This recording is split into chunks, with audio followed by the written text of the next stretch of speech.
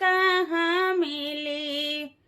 तुहै चिन्हित नहीं हनुमान मुंदरिया कहाँ मिली। ना देखन तुहै जनकपुरी माँ, ना देखन जनक जी के साथ मुंदरिया कहाँ मिली।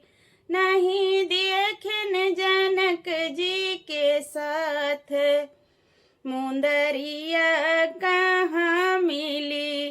तुहै चिन्हित नहीं हनुमान मुंदरिया कहाँ मिली।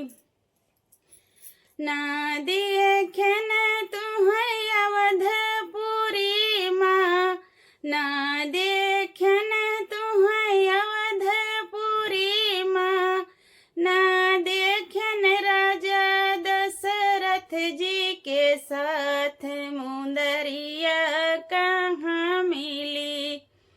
नहीं देखन राजा दशरथ जी के साथ मुंदरिया कहाँ मिली। तुहै चिन्हन नहीं हनुमान मुंदरिया कहाँ मिली।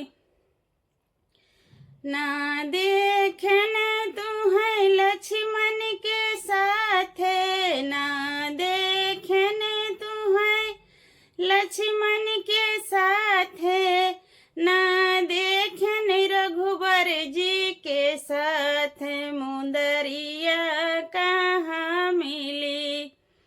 नहीं देखन रघुबर जी के साथ मुंदरिया कहाँ मिली।